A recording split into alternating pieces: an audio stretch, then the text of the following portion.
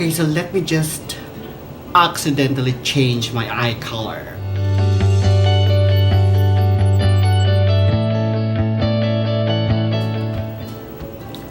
Wow!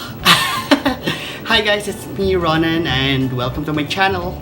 Just a quick update. I know they haven't been talking about my anxiety problem lately.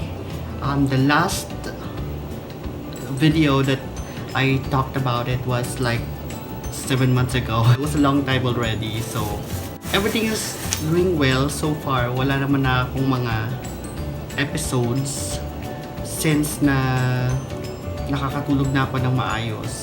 Lately, maganda na yung tulog ko, dire-diretso na, and so far lahat ng mga hacks or lahat ng mga anxiety hacks na ginawa ko, effective naman siya. I've been living my life positively. I'm just focusing on positivity and at the same time positive affirmation every morning. Bago ako bumangon, positive affirmation just to assure my mind, just to put my mind into the right, track before I start my day. So I avoided yung mga negativity, kung ano-ano mga nakaka-stress. Of course, work hindi naman ma-avoid yun kasi part talaga ng daily life natin yung trabaho. But of course, as much as possible, pag medyo stressful na yung work, I just focus on something else na nakakapag-uplift sa akin. I just focus on reading, I just focus on writing, I just focus on vlogging. So far, medyo may mga videos na rin ako online and may mga views. Thank you, by the way, sa mga views. And I know some of you guys are waiting for, because one of my popular videos, yung mga mas maraming views is yung anxiety video ko. So for those of you guys out there, how are you? Lahat ng yung mga may anxiety problems. So far, wala na akong episode unlike before na talagang grabe yung mga anxiety episodes ko, anxiety attacks ko. Lately, wala na. Hindi na ganoon. Manageable na siya. Probably dahil nakakatulog na ako ng maayos, and then I'm eating well, and then siguro mindset lang. Tinuturuan ko yung isip ko na to focus on the positivity, to focus on yung tuwid lang na point of views, hindi kung ano-ano mga negativity. Well, when you're having an anxiety problems, hindi mo talaga nakokontrol yung mind mo, pero as much as you can, do something like breathing exercise. I still do that a lot of times. Every time I feel like my trigger or feel like parang atakin ako, parang naramdaman ko na parang ayun na yung anxiety ko, I just pause for a while and then I just breathe. Long inhale and then exhale slowly. Good. It helps actually. Oh, by the way, if you're wondering about my naturally green eyes, I'm actually wearing a graded contacts. So if you want to order this, you want to know where I ordered this, I'll put the links below sa description box. Andun. Okay sila guys. Maganda ba? Right? Whatever. Okay, prepare na tayo for work. Kasi baka ma-late ako. Nabago na pala yung shift namin. Kasi tapos na yung DST. So, back to 9 to 6. I'm so excited because it's Thursday and tomorrow is Friday. So, pahinga na ulit. I'm just sad lang kasi nga wala na ako mapupuntahan pag Friday. Kasi normally pag Friday morning pupunta ako ng UP, di ba? Kumakain ako doon ako nag-unwind and all that. But now, diretso na ako sa bahay. Kasi wala na akong puntahan kasi nasunog nga yung UP shopping center, di ba? Hindi na ako makakain doon sa Rodix. By the way, guys, I'm trying to do this IF, intermittent fasting. So far, I started last Tuesday, and then today is like Thursday, so nakatatlong araw na ako. I'm not sure if it's working. Let's see. Ngayong weekends, mag-weigh in ako sa Makati pag-uwi ko. And we'll see kung effective siya, no? But I don't think na magkakaroon kaagad siya ng drastic na effect agad-agad kasi first week ko pa lang naman. So probably in the second week or third week, yung iba nga mga months pa yung binibilang bago nila makita talaga yung gusto nilang result. I'm doing this because not just to lose weight. I'm overweight. Well, I'm short, I'm not tall. So my regular weight based on my height is 125 pounds. Right now, I'm so overweight, guys. Nakakahiya. Hindi ko na sasabihin.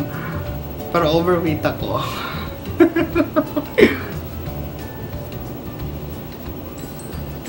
But at the same time, why I'm doing this is because for the past 2 days na nag-intermittent fasting ako, nawala yung acid reflux ko. Meron kasi akong acid reflux at the same time, hirap ako mag-burp. So talagang, dahil nagka-ulcer ako before. That was a long time ago. But, nung nag-try ako mag-intermittent fasting, nararamdaman ko na nawala siya. So, parang it helps. Probably because parang I allowed my body to digest all the food and nakakapag-relax yung katawan. Right? For a long time, hinayaan ko munang ma-digest lahat ng mga food. That's what intermittent fasting do to your body, di ba? Parang i-digest mo na yung lahat ng mga food mo. And then, nagbo-burn ka, di ba? For a long period of time. Ito yung parang for beginners, 16/8. So, 16 hours na fast. And then, 8 hours na kain. Hindi ka naman talaga kain the entire 8 hours. So, parang yung regular day mo lang na breakfast, lunch, dinner, ganun.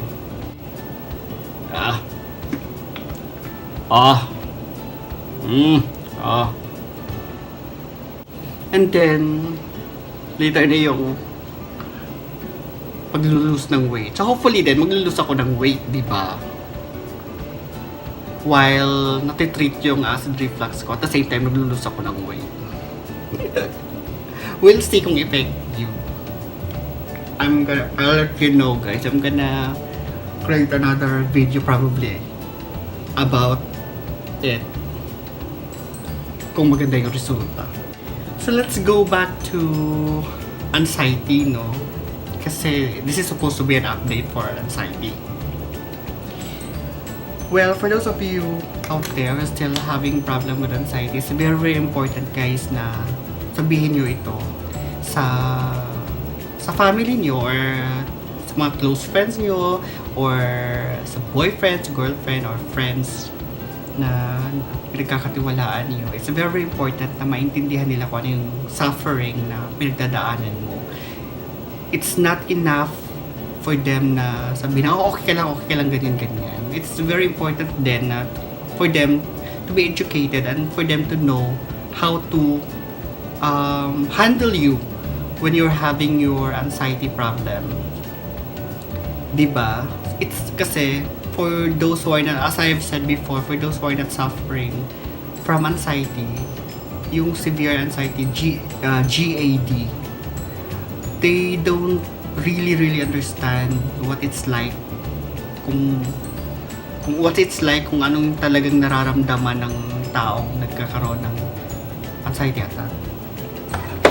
So you have to tell them as much as you can for them to understand. Kasi sometimes, sasabihin lang nila na, arte lang yan, o ay lang yan. Naku, huwag mong isipin yun. Naku, huwag kang mag-isip ng ganyan. Of course, yung battle is within you, inside your head. ikaw lang yun. Of course, alam mo naman ito, anxiety problems lang naman yan. Lilipas din yan. And you keep assuring yourself that everything is going to be okay. You're not having a heart attack, you're not having a stroke, the we're not going to end right now. Things like that. You're okay. You're doing great. Walang mangyayari sa'yo. Isipin mo yun, nasa isip mo lang yan. It's just an episode. So, try to be strong. Try to do your best to battle that. Kayang-kaya mo yun. Kung nakaya ko nga, kayang-kaya mo yun. You know what guys, may mga times pa before na tumatakbo talaga ako dyan sa labas para lang, may break yung kung ano yung iniisip ko. At meron akong maliit na bag, nandun lahat ng IDs, nandun yung wallet ko, nandun yung mga numbers ng parents, ng mom ko, ng mga kapatid ko, or kung sino man yung pwede i-contact. Kasi feeling ko, just in case na mahimatay man ako dyan dahil because of anxiety. Kasi yun yung sinasabi ng anxiety sa'yo mahimatay ka. Kasi, and yung symptoms, nagmamanifest din talaga siya sa katawan mo. Parang feeling mo talaga mahihimatay ka na, nahihilo ka, whatever. So dala-dala ko siya every time na easy access, parang andyan lang siya, gagrab ko lang siya, takbo ako sa labas. So that parang, kasi feeling ko kung mahimatay man ako, at least may nakakaalam na kung anong mangyayari sa akin. Kasi I live alone, I live here, and I'm very introvert. Tingnan mo, very closed yung surroundings. So, wala talaga nakakaalam kung ano nang nangyayari sa akin dito sa loob. So, most of the time, maingay ako. So, alam nila na okay pa ako dito sa loob. Kasi maingay ako. But, well, that's it. So, to all our anxiety Pinoys out there, you're doing okay. You are okay. You are worth it. You are great. Everything is going to be okay. You're successful, you're amazing, you're healthy, you're great. Okay? So guys, if you want to know more about, if you want me to talk about anxiety problems or anxiety or whatever, just comment down below and let's talk about it. Or if you want to share something about anxiety, just share it below sa comment and all. Thank you for watching, and please subscribe to my channel. And well, bibihis na muna ako kasi baka malate ako sa work. I'll see you guys later. Bye! Hi everyone! It's Friday. Good morning. And since hindi naman ako makapunta ng UP dahil wala na yung pinupuntahan ko doon, so umuwi na lang ako. I'll just stay here na lang. I'll drink milk before I'll go to sleep. Ganun na lang. I'm here in the village. Ayan, that's where I live. Yung gray.